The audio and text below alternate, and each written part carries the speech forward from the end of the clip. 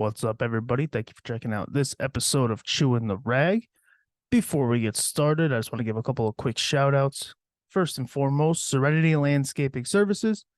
Guys, if you are in the Albany area and you have a big landscaping project, or maybe just you need somebody to mow your lawn once in a while, reach out to Serenity Landscaping Services at 518-331-0774 and let them know that Chris from Chewin' the Rag sent you. Again, it could be a big landscaping project. It could just be somebody to take care of your lawn for you a few days a month. I apologize. Serenity Landscaping Services, 518-331-0774. Another quick shout out, again, if you are in the Albany, New York area, Rite. Rite does plumbing, drain, sewage, all your plumbing needs. It could be as simple as your toilet won't flush, or maybe you had some pipes burst in your basement like me, and you need them to come out. They don't hit you with those weekend fees, those holiday fees that other plumbing companies might hit you with. They always try to sneak that right in the end when you're paying your bill. Rite is very honest. They're upfront and they will let you know this is what you're paying. It's up to you to pay it. Give them a call at 518-649-0921. And same thing, let them know that Chris from Chewin' the Rag sent you. If you are like me, and you are a caffeine addict, pretty much, I highly suggest Dubby. So I've partnered with Dubby. They're a clean energy company. They just do powders. I have it right here. I can show you. I'm wearing a Dubby hat, literally. This right here. If you're on YouTube, you can see. I use it all the time. That's pretty empty. Probably should re-up soon. Dubby, it's jitter-free. I drink it in the morning before I have my coffee, to be honest. So I'll start with Dubby, and I really don't touch my coffee until like on my way home. And it's not because I need it. It's just because it's there. I made it, so I'm gonna have it. Give it a shot. They just introduced rather individual sample packs. So you don't have to get the tub like I have here. You can get the individual sampler. And with my code, you get it pretty cheap. So if you go to dubby.gg, grab a sample, try it. If you like it, then you can get yourself a tub. They have shakers on there. They have an anime shaker that they're discontinuing. So if you get it now, you'll be one of the few people that have one of the last remaining ones.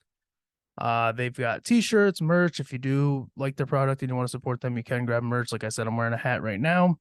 It's got the smiley face on it, and on the back, on the strap there, it just says "Be Better." It's whatever. It's just a little dad hat. But go to dubby.gg and use promo code Chewin. That's CHEWIN. There's no G. Dubby.gg, promo code Chewin at checkout, and you'll get 10% off your order.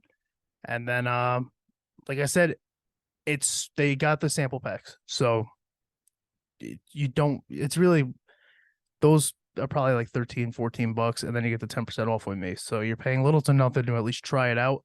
And then if you like it, you can get the tub.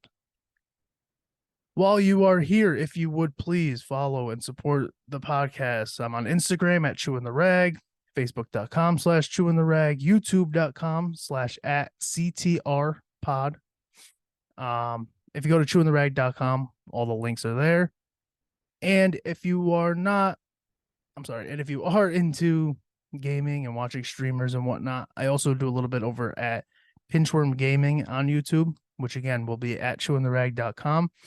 If you go to ChewinTheRag.com, all the platform links are there.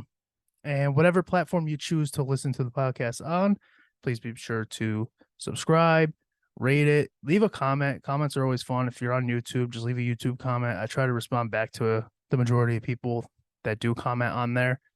But also, I think Spotify has a comment option or a suggestion option. If you have anything at all that you would like to see, you could also email me at ChewinTheRagPod@gmail.com.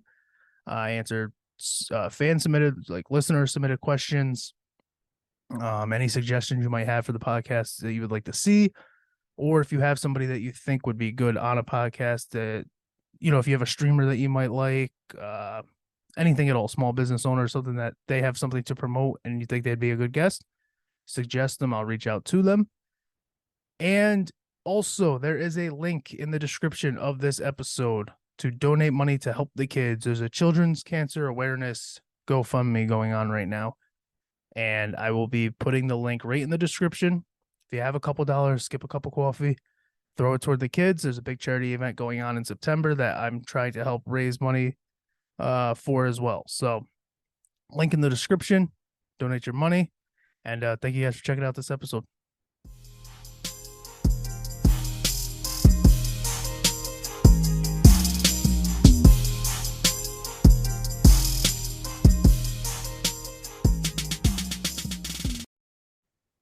All right, we are good for now until thunder hits and we shut off randomly.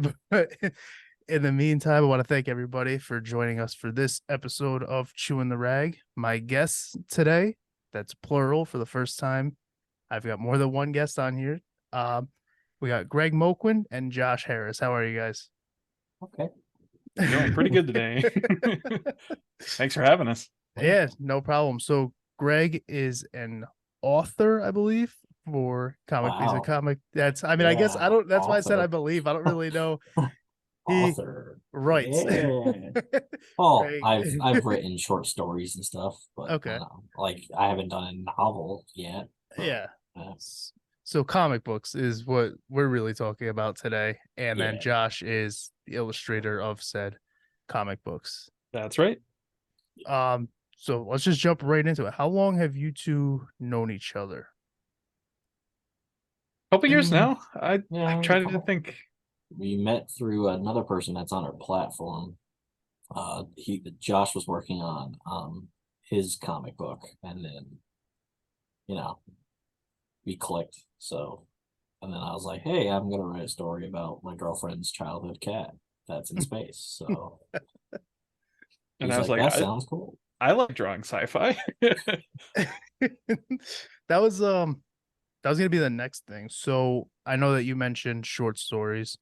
Why comic books? Like, what drew you? Obviously, you guys are probably fans of, otherwise you wouldn't really dive into that world.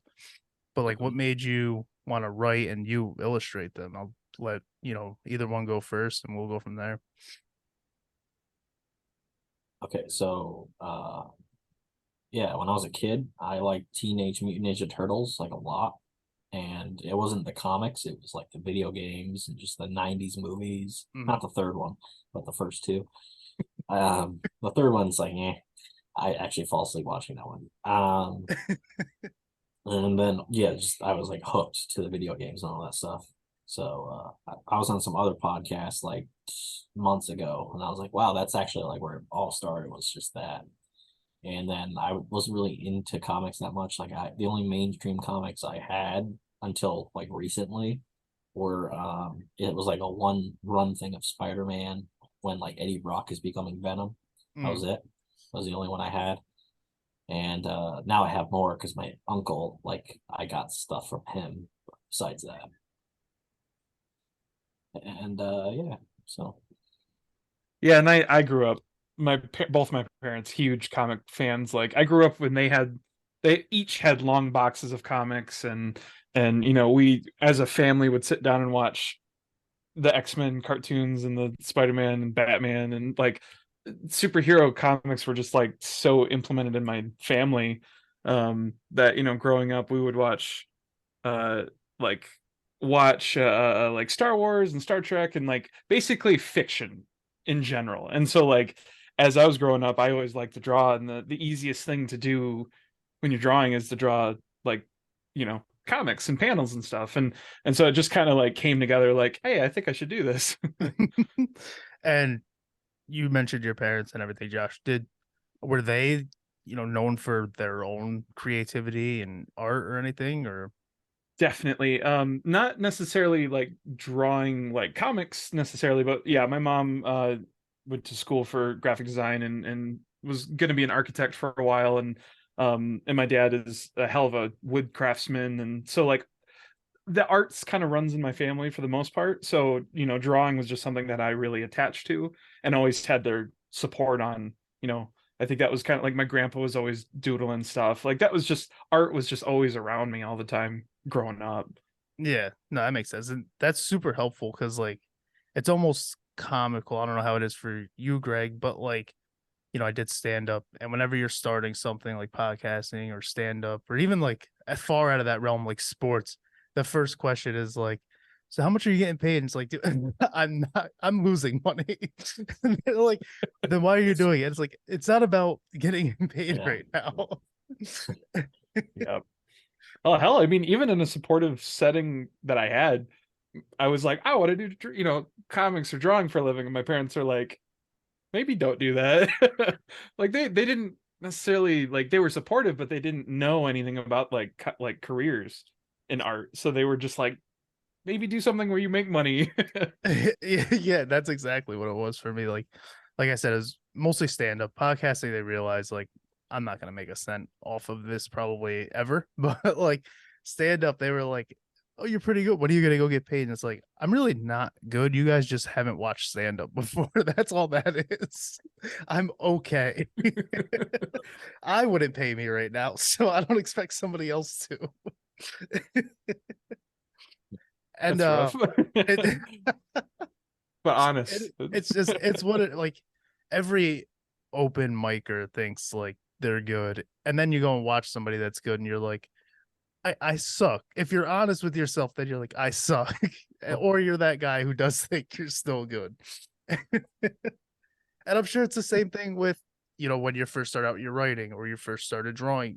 It's just what it is. You're gonna suck in the beginning. You kind of just embrace that suck for a bit.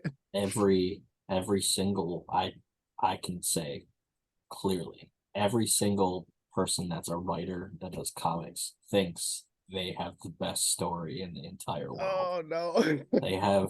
They're like, this is gonna make millions. And I'm like, no, it's not. Shut up. Not the direction I thought you were going. No. There's definitely some truth to that. Like mine, I was like that in the beginning. I was like, Yeah. oh, we're Dylan, like we're gonna make so much off this. And like, because enough people were like, you're like my younger brother's friend said, you're like the Shakespeare of comics. And I'm like, you just gave me an ego. Yeah.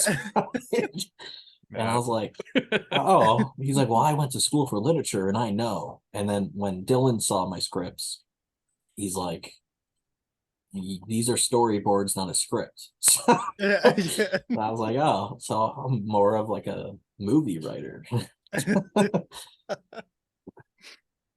And then so outside of this, comic book realm, do you guys have, I mean, you still probably have your 9 to 5, I'm assuming. I do. I'm lucky enough that this is what I do for a living now. Oh, really? It took me a while to get to this point and doing that 9 to 5 for quite a few years, but yeah, a couple of years ago I was able to leave my job and officially do this comics and animation, illustration, all that. I mean, like I run around with like a chicken with its head cut off. Like Greg can attest to that. Like being a freelancer is fun, but oh my god, is it difficult? Just you're always doing something, Yeah, that was my next question, more toward you, because I feel when you have the art background, especially, you might prefer, like, let's relate it to tattoos. If you are a tattoo artist, you prefer maybe your realism or your portraits, but you have the ability to do other art styles. Do you prefer the comic book art style as to others, and do you dabble in anything else as a freelancer for people? Yeah, it's definitely something I learned early on. Because I went to school for art and had a lot of art mentors and learned a lot from a lot of different people. And the quickest thing that I learned is that the only way to get good at like comic art is to also get good at a lot of other art, like realistic art and graphic design and like logo making and stuff. And like and I'm not saying you have to be like a master at all those things, but like I could sit down and give you maybe like a realism piece, something realistic. I've done that for people as like commissions and stuff, but it's definitely not my preferred method. I like drawing, crazy robot. Like I love drawing Gundams, like anything with like robots and sci-fi, and it's a lot of fun. I could do that endlessly, but I could also turn around and sit down and do the realism or the, you know, a logo design or something if I had to, but definitely not my preferred style. Yeah, no, I get that. Even I'll draw it back to stand up. Just that's just my kind of realm over here. But Yeah. I kind of really don't do it anymore, but I am doing a show in September. And I was like, look, I talk about weed. I don't even smoke weed, but I talk about weed. And I swear a lot. Is that okay? And he's like, the weed thing's fine, but this is like a charity thing and kids will be there.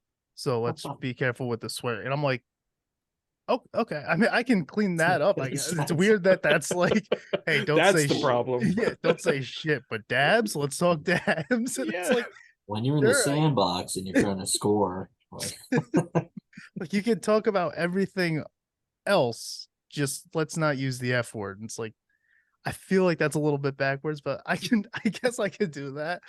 Like it's not my preferred thing at all. And it's weird because these people find, me specifically, he saw me on YouTube and that's what made him do that. And I'm like, you've heard you can count the amount of swear words I say there. What are we doing here? But I guess from an illustration standpoint, it's a little bit different because like it's not verbal. You can, as long as you have the ability, you can kind of just clean that up that way. Well, it's yeah, that's something that I really have a lot of fun with, is like working with Greg on this Mitten Space Pilot. You know, it's an all ages book. It's fun. It's silly. I just got done working on like a gothic horror, like early 1900s, like vampire story. So like, it's really funny to like look at my books that I have out. It's like, oh, this little like cutesy fun thing, and then this really dark, bloody, scary thing. Like, it's just for illustration, it's just kind of like, that's the nice thing, is that you could just do, you know, whatever realm that you want to do for the most part. You're not limited. It's not like, you know, if I was gonna go to like a kids event or something to have like a table with my art, I wouldn't be showing the gothic Yeah, creepy right. horror stuff. I'm able to like not put those out, but like that's kind of the nice thing with like visuals and stuff. I can either show it or not show it, where like if you have a show where you can't swear but you can talk about the most random shit, like that's so weird. Yeah, I'm like, I have to really just fix this whole setup now because you're letting me talk about what I want, but not in the style that I would talk. You're kind of like watering it down. So it is a challenge, but it'll be fun, I think. And Greg, I'm sure even for you, you said, when I introduced you as an author, you laughed. You're like, well, I did short stories. Like, I'm assuming for you, laughing at that, comics is definitely more, doing that panel style writing, more something that you prefer as opposed to the short stories and everything else. so the first thing I ever wrote, I was a short story, and it was I was like, it was girlfriend's like, oh shit, there's lightning. Yeah, it's called nature. So in seventh grade, there was a thing called, like, there was a narration project that we had to do, a narrative thing, and it was only supposed to be 15 pages in a composition notebook, which is pretty small. Mm. I did 83 or something. I basically filled a notebook, and he's like, well, you get extra credit. And I hope so. then my short story that's on Amazon is that it's that story, but it's like what I remembered because it was like locked in my head forever. Mm. So I wrote that in seventh grade. I, for some reason, threw it away years later because I was like, I'm not going to write, and I threw that away. And then how I started writing comics was one day I got really bored watching Everybody Loves Raymond for the millionth time. And watching that, and then I opened my laptop at the time and just started writing, and that's what my flagship comics, the Seer Chronicles, became. And then I branched off of other things like ink and all that stuff. Mittens didn't come until like 2019, 2020, just because my girlfriend mentioned that her cat, when her childhood cat died, a bunch of cats throughout the whole neighborhood like showed up to her dad's house, like a lot of cats. And I was like, oh, it's like a mafia like funeral or wedding. So I took the mafia spin and I added like a sci-fi twist to it, and that's where I got like Mittens from. And yeah, like a lot of people that I'm even friends with that do comics, they don't classify themselves as an author. They're like, oh, like there's my friend Chuck. He mostly edits and stuff, but he does have his own comics, and he wrote a book, and he has a podcast and stuff. And he said to his mom or his dad or whatever, he's just like, I can finally like call myself an author because I had wrote a book. Yeah. Yeah, That was a long-winded of saying like I'm not an author. But it's true though. Comic writers like get a bad rap, but they kind of give themselves a bad rap at the same time. Like it's tough to classify yourself as an author when there are like these Stephen King like authors out there who are just like writing books like crazy. yeah, for some reason I can write short stories, but like I can't write a novel. Like I'm trying to write a novel, and it's within my like superhero universe. That's the like way around that, how I could like figure that out. It's like this mafia boss, and it's like not coming out for a while because I have to keep writing it. But yeah, like I'm like, oh, I can like write a novel within my superhero universe, and that's like how I can still like do stuff that I actually care about and write.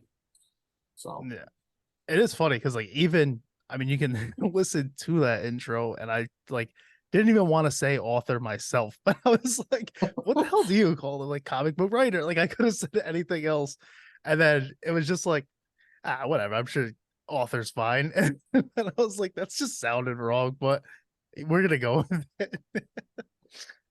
And the so what are you guys working on right now? I mean, I'm familiar just from social media and everything, but what project are you guys really focused on right now? we're now, because I finally started getting back into doing stuff after like 2 months of craziness. Was is Mittens too. So like we were just on like a StreamYard thing talking about Mittens too, and like we're gonna have a plushie, which is cool. There's only gonna be like 5. So there's a plushie which we never tried before on any campaign. Um, there's gonna be a Pokemon card parody kind of thing that we're doing, because we try to bring nostalgia like heavily on Mittens, just because like we did that on the first issue, and we're like, do you like Star Fox 64 or Yeah. Nintendo 64 stuff? You'll like this. And like that hooked a bunch of people, and I was like, oh sweet. Yeah, When that kind of thing yeah. has really been. I was just gonna say that nostalgia factor has really helped like driven Mittens fully. It's crazy. Yeah, no, the Star Fox thing was something that that's personally I didn't even see that being brought up as like if you're a fan of, and that's where my mind went when you sent me the QR code for Mittens, and I read it. I read a little bit of it, and I was reading it, and I was like, this is very like Nintendo 64. Like that's literally awesome. how it felt. So the fact that that's where the connection was. Yeah, that was one of my favorite games as a kid. I played that one snow level like nonstop because I just wanted to kill that wolf guy so many times. But yeah, Well, it was kind of cool because like Greg pitched the idea to me about Mittens, and I had kind of pulled Chris, I'm not sure if you're familiar with Spaceman Spiff from Calvin and Hobbes. I don't know if you've ever read Calvin and Hobbes books. I'm familiar with Calvin and Hobbes. I'm not familiar with Spaceman Spiff. Is like his imagination, is his spaceman character that he like imagines himself as, and I drew this Mittens character as kind of the spaceman is what we really pushed for. And like we were kind of finding what we wanted, but then the more we talked and the more we did like meetings and stuff, we realized that like Star Fox was a huge like milestone in our childhood, and like it was like that moment, just the clouds parted and we had something to work with. And that like I think that really fueled kind of the creative decisions like through and through. Like some of the ships in the first issue look a lot like Star Fox ships, and like I mean I didn't hesitate to really draw from that like as a whole, because I mean shit, even my dad played Star Fox 64 probably more than I did. Like That game was so popular in my house. So like I was so excited to do something like it, you know. Yeah, I mean, especially that, like, you're talking animals and you're talking space. How do you not draw from Star Fox at that point? Like, you have to at that point. There's Mhm. no way you can try to avoid it, but inspiration when it comes to that is going to get drawn from that 100%. And I think, that was something that I really liked. And it was just to hear you bring up Star Fox. And that's the first thing I went to. I was like, you guys So got cool. exactly what you wanted out of that. Like, that connection was made. And I also just dabbling and, looking into what you guys are doing and everything. Ink is something that, I brought up tattoos earlier, so that's something that I'm into. I like tattoos a lot. What made you go that? In regards to ink, how did that come to be? So Josh doesn't do the art for that, but he still does Mittens, and he's gonna do a bunch of other shit. And I did help with the Kickstarter too. So, but he's been helping me with like every Kickstarter now since I don't know whatever one we first did together. forever ago, yeah. Yeah, it just helps out. So I pay him, and then he does magic. Magic hands. So I have a tattoo artist in Boston Spa, and I was like, oh my god, that'd be really cool if like he had magic abilities with his tattoos. So there is a character that's like that in Marvel, and there's also another one that's in DC that's like that. Somebody tried to compare my character to them before our Kickstarter in March, and I was like, so it's kind of like that, but a little different. And they're like, oh, okay, and they stopped trying to like crash on it before. I was like, just read the fucking thing before you. Sorry, Yeah. this word. So So you're good. You're good. Oh, we could Just talk don't talk about weed. weed. Yeah.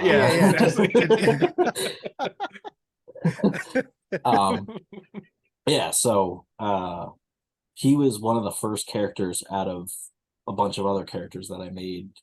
So it all started with the Seer Chronicles, and it branched out to the Soul series because I was like, this is a really long story. It's over 1,200 pages. I need to chop it up and do different things with.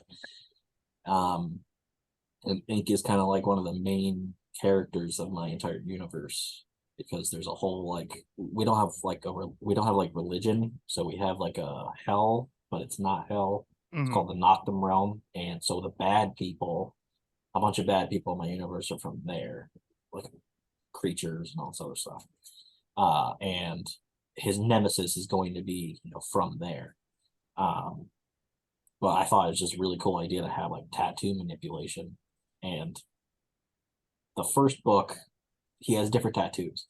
Because we didn't fully figure that out until like issue 2 when like Dylan was helping edit the script. And we're like, oh my god, we can like do all these trials and stuff, and now there's this whole backstory that we can do and figure all that other stuff out. So if you ever watched Arrow, he was on the island for like ever. So it's something like that. So we're gonna have flashbacks at some point, and it's gonna like reflect back to like, oh, this is how he got this tattoo, and this is what's gonna happen. This is how he uses it. We are going to be doing that at some point, but first, like some of his stories gonna be told, and yeah, I just really thought that power was like awesome, and I have tattoos, and I was like, I'm gonna just do this. Yeah, no, that was what drew me, to even bring up ink. Was the tattoos. I have tattoos myself. I'm big into tattoos. So it was cool to see because I'm ignorant to comic books in general. So I didn't even realize there was already even something in that realm in DC and Marvel. I didn't know the DC character, but I knew Marvel had one. And even original artist that I was going to have for ink, but he never became the artist. He did like some concept art. He's some dude in like UK. He shared the ink. The guy's name is Ink, and he's an X-Men. And he's like, is this going to be a problem? Like, no, because we it's different. And he's like, oh well, I don't want to work on it because of that. And I was like, whatever. That's so annoying. Like, Yeah. That's crazy. My character has a completely different origin, and just all this other stuff is completely different from that. So. And you mentioned Kickstarter, which crowdfunding in general, it's not only smart, but it helps get everybody involved from just the crowd. So something I was looking at your Kickstarter and the Grocery Galaxy card. That's that's something that like stuck out to me as well. That's really cool. How did you come up with even that as an option? Like like I said, super ignorant to all of this. Is that like a Kickstarter thing, or is that you guys saying like, look, this is something that we're gonna give you? And for those that don't know, just explain what that card even is. Oh yeah, look at that. So I came up with the idea because I just come up with ideas randomly while He's we're the running idea guy. Kickstarters. And that's what's different about Mittens. It's probably gonna be this second campaign for it is gonna be the first campaign that I probably ever do that we don't add shit in the middle of the campaign. Because I just keep thinking, oh, I could like hook people doing this, and I got one person. I hooked them in. So they got like everything, and then they got that loyalty card. So if you get that loyalty card, if you see us at a convention around here or wherever, like just anywhere in the country, or for some reason we go to Canada at some point, wherever, if you have that and you have that on you, you'll get a discount on whatever you buy. Like it's forever. So as long as you have that card. You also get the percentage off in our like web store, because I was just trying to get people to buy stuff from our web store. It's nobody does. So it's like, oh, maybe this will like get people to actually start buying stuff on our website. You can buy comics or merch. Like we have a bunch of stuff. We got coffee mugs and all this other stuff on there. And I was like, yeah, this probably will hook somebody. And it got one person. So I was like, oh, that's cool. At least one person got it. But the reason it's called Grocery Galaxy is because it's not in the second story of Ink, but it's in the world. We do so much world building, it's insane. Even in Mittens, there's world building, but like it's gonna take a while because it's a whole bunch of planets and stuff. But yeah, that grocery store is like our price chopper. So yeah. Okay. Yeah, no, it was something that, I was clicking around, just browsing the other day, and I saw that your web store, you do have a lot on there. Like, just from like an outside, there's 2 different types of mugs, I believe. Yeah, there's a Buttercat. That was from a podcast we used to do, Breakfast Talk. I have, I think, both of them here. And then there's some other mug. I think I forgot what the other mug is, but yeah. Well, I think what really helps with like the reason why there's such a vast majority of products on there is because it is a community of different artists and people, which is kind of a cool like appealing thing. Like I did a Seernova like Halloween logo last year, and we made a mug out of it, and like the Buttercat thing, and then like t-shirts and prints of all these different things. So like I think that is one cool thing about Seernova, is that it's not just like Greg and Dylan and like a couple artists. It's like a whole group of people just all kind of just hanging out and making stuff, and and putting it all on there. And I think that's why it is cool to see such a vast amount of merchandise. That was something that I wanted to bring up as well, because you guys, obviously there's you two, and you've talked about Dylan. So how many people are essentially a part of the team, and then how much is it, just collaborating with like outside sources and whatnot? So it's me and Dylan, and then for Ink, the artist is Adam Fields. He does a bunch of other stuff too. He has his own book called Prowl, which I gotta read. I have so many comics that are just sitting here. And then there's Josh that does Mittens, and he also does our horror anthology, which we have to do the last issue of. That was going to happen this year, but money and time. Yeah. That's not happening this year. And then we have a colorist that we like religiously use. He's in Indonesia. So I use him for basically everything besides Mittens. We use Lucky 33, which is like now friends of me too, but friends with Josh. And Josh just wants stuff with them. They do like color flatting and stuff because Mittens has that like blue monochromic kind of thing. And a lot of people like that. That's like the one thing that people always like mention is that, because it feels like it's in space.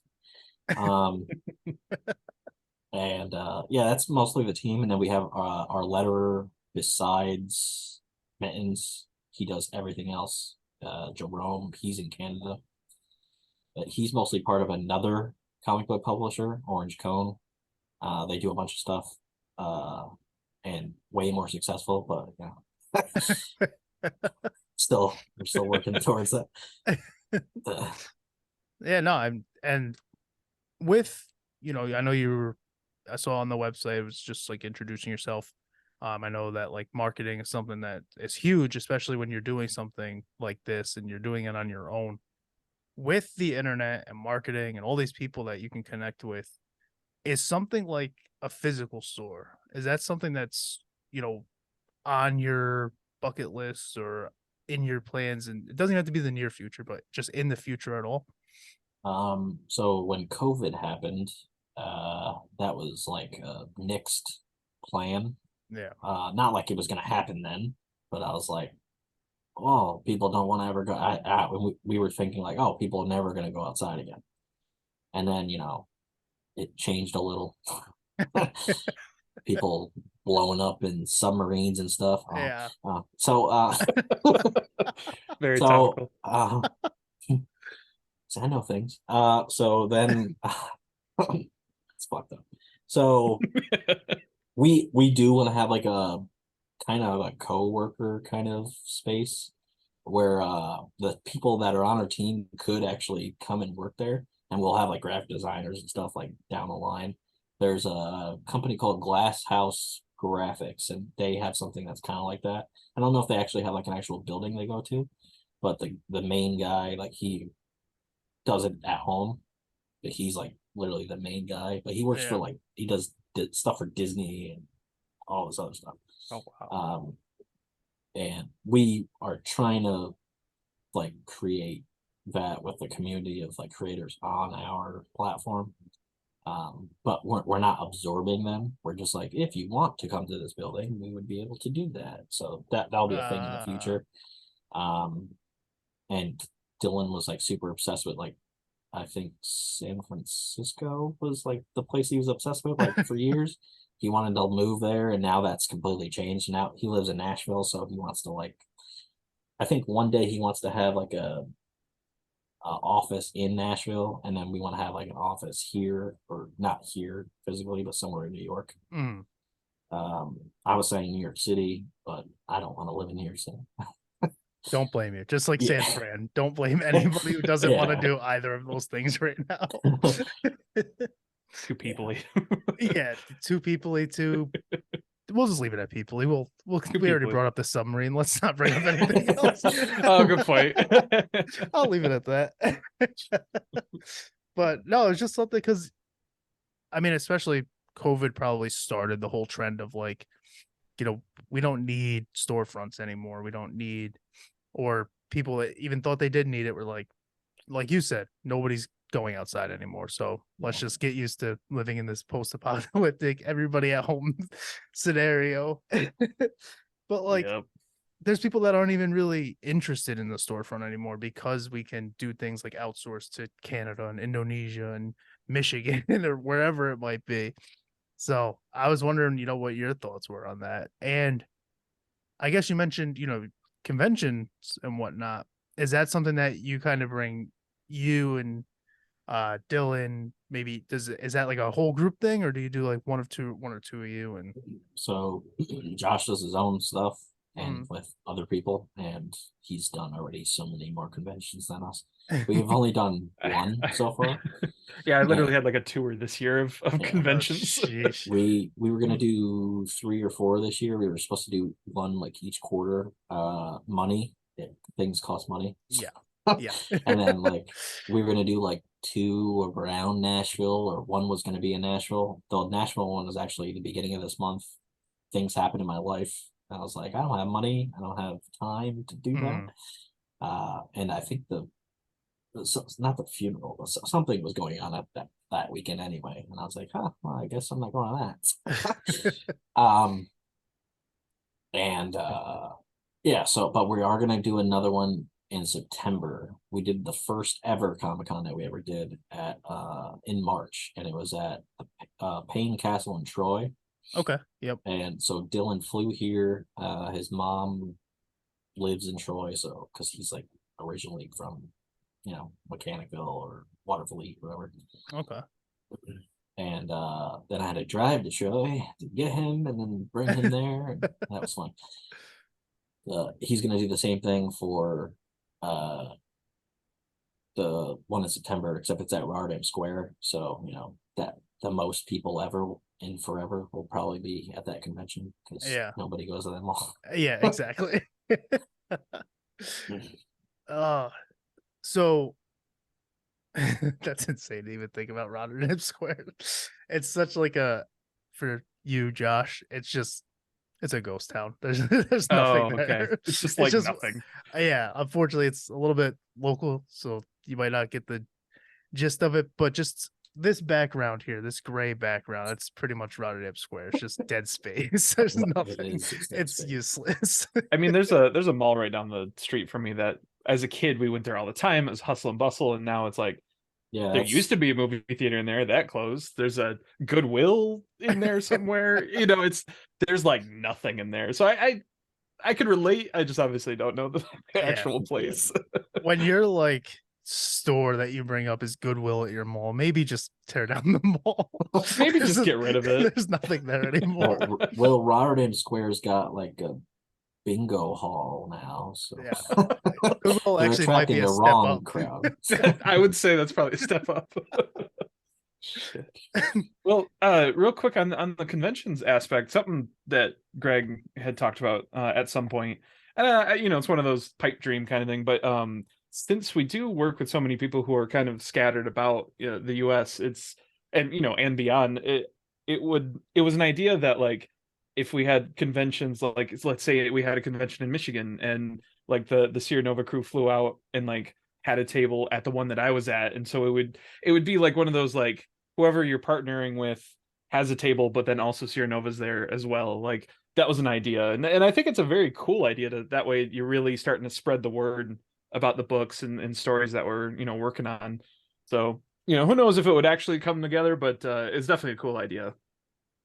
Yeah, no, 100%. And I know for something like this where you outsource a lot and you kind of just do like you work with freelance a lot, these guys aren't necessarily a part of the whole thing, but they're a piece of it. So it would be cool to kind of be able to go out and sit at that table, with somebody like Josh who's at a convention, and just kind of have a section where you can put some of it's not only his work, but that's your work as well. It's your writing.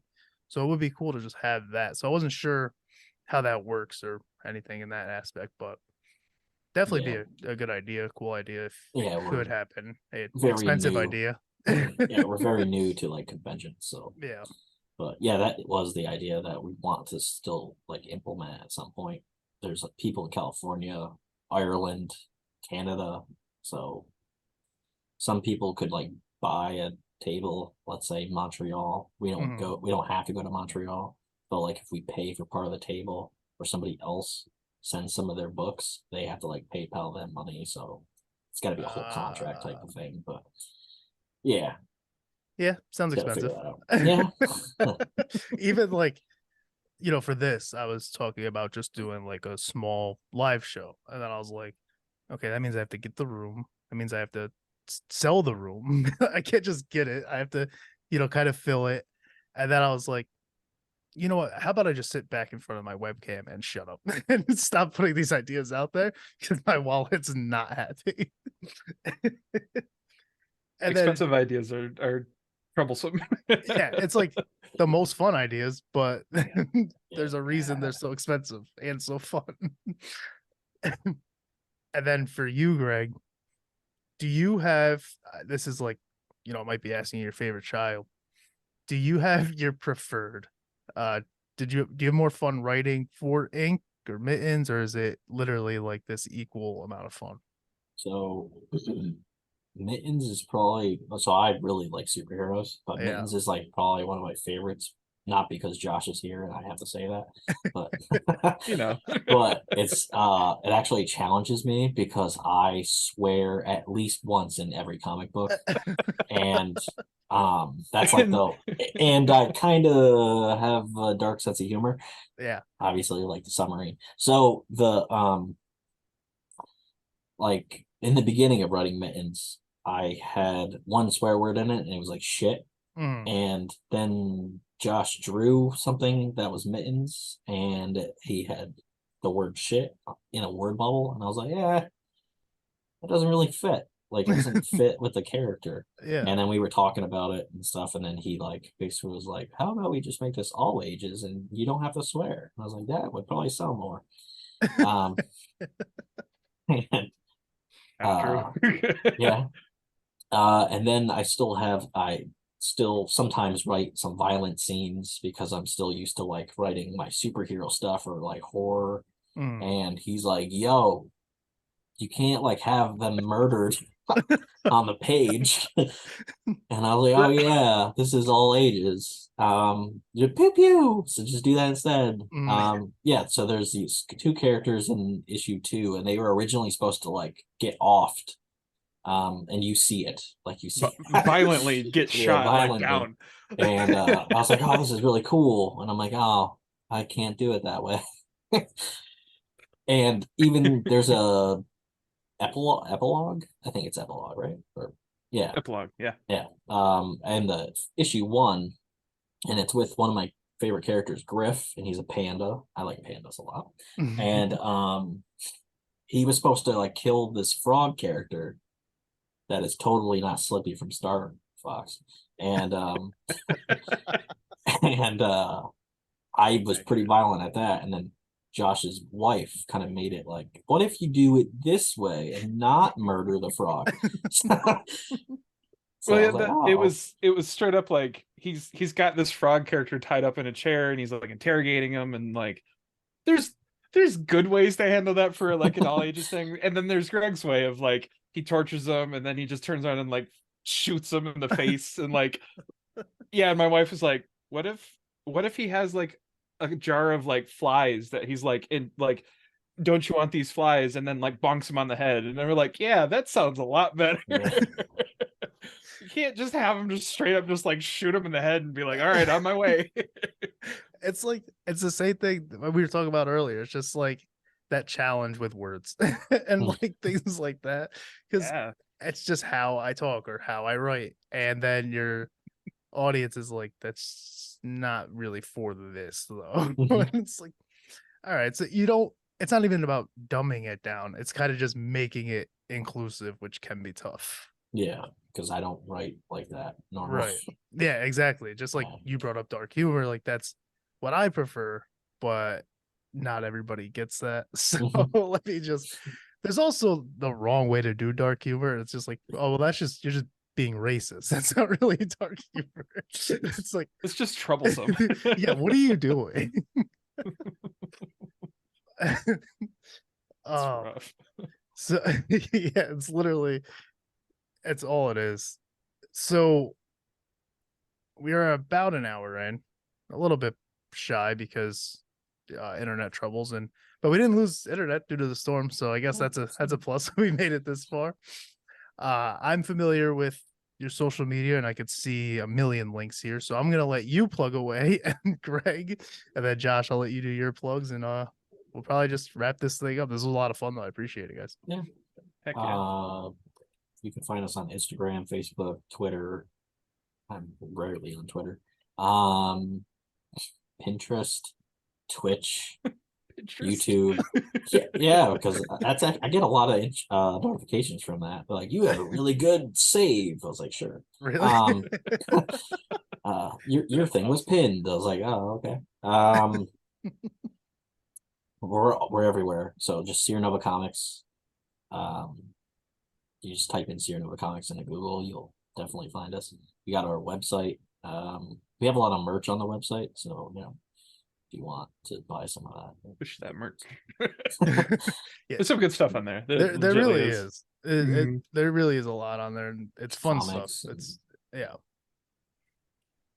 And I'm over pretty much the same for the most part. Social medias, JR Comic Arts, and jrcomicart.com. I mean, I would say my Instagram or Twitter are probably like the big ones. That's the ones I update like my portfolio the most. So you want to see the art, that's where you'd go. Perfect. Yeah, and everything will be in the description. Maybe not everything for Greg, 'cause he's got Pinterest and everything else, but everything will be in the description.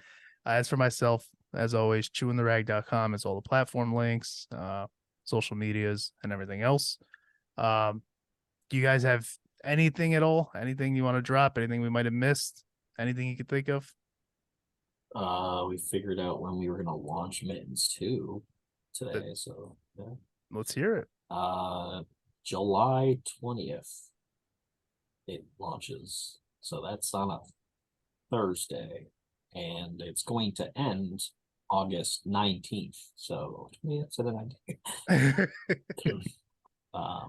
Yeah, so if you like cats and sci-fi and Star Fox, apparently it was somebody read the first issue and said this is a lot like The Mandalorian. I was like, that's the coolest thing anybody's ever said to me. It is. Mittens is a lot of fun. As somebody who, like you mentioned earlier, not really big into comics. I never really got into them. I was more video games and movies. It's very similar to you. I use that QR code. I checked out Mittens. It is fun. It's all ages, as you've heard. Despite sometimes not trying to be, but definitely something to check out. Yeah, this was a lot of fun.